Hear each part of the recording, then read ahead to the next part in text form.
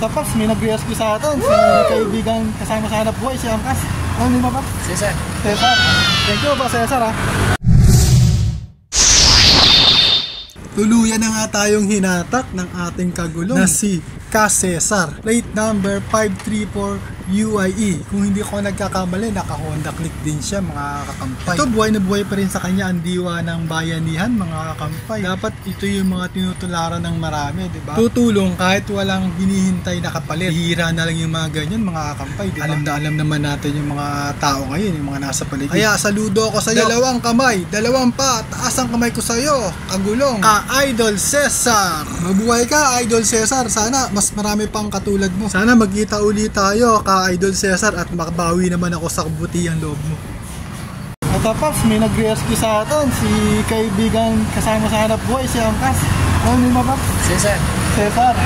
Thank you ba, Cesar ha? Yeah! Ito, hinatak ako papuntang ano dito, papuntang motor shop. Tanggal kasi ano namin eh. Ito, hinatak namin. Dapat tutulak namin kaya hindi ubra, kaya ginawa na lang namin ng paraan. Dali namin. So tagal na namin dito sa motor shop, mga kampay. Spark plug kasi naputol, naiwan yung thread. Eh hindi namin matanggal. Walang tools. Walang tools na. May tools kami, pero hindi ubra sa mga tools na gamit namin. So subukan namin dito. Paps, along malakas to, bilo na. Paps, i-update ko ulit ko anong nangyari.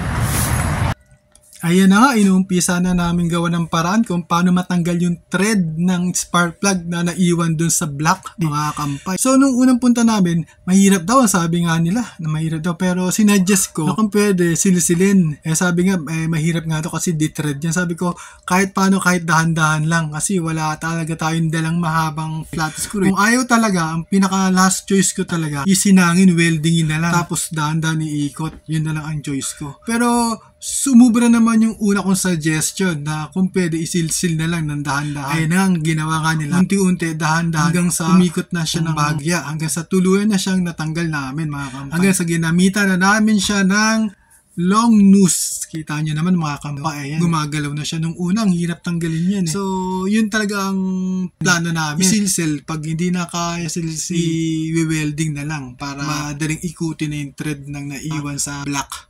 Kasi akala ko, may nag-suggest kasi, ibababa pa raw yung block eh. Sabi ko, kaya naman dukutin yan kasi kahit paano may space pa na. Mahirap talaga yung wala talagang space. So yan, ginawa nga nila, nagawa ng paraan. Ayan, yan, hanggang sa pwede na siyang kamayin, mga kampay. Ay, nakahinga tayo ng maluwag dyan kasi medyo gabi na rin yan eh.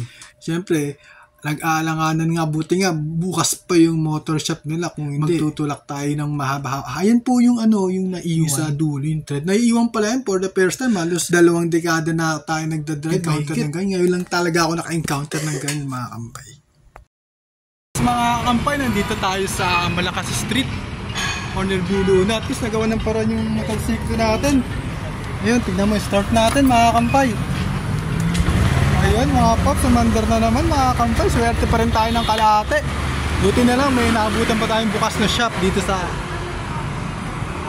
Malakas Street, Platinum, mga kampay. Ito si John Mark, pre. John Mark, ang gumawa sa atin. Thank you, pops, ha. Thank you, ha. Ayan, buti na lang, naabutan pa natin bukas yung shop. Kung hindi, magpapaatak na tayo sa mga kasama natin, sa mga katropa makakalaking abala din yun, mga kampay. Syempre naghahanap buhay din sila, mga kampay, diba? Buti na lang may tumulong sa atin din isang katropa. Tinulak tayo dito sa hinatak kami, hinatak pala ako dito sa natin. Medyo malapit lang siguro, mga 200 meters lang yung difference namin yun, mga kampay. Swerte pa rin talaga tayo ng kalate. Kala ko alat na, swerte lang, mga kampay lang, mga kampay. Yun talaga, mga buhay, diba? Mga kampay, ayun yung papuntang EDSA, mga kampay. EDSA pagdating dito, papuntang circle na yan, mga kampay.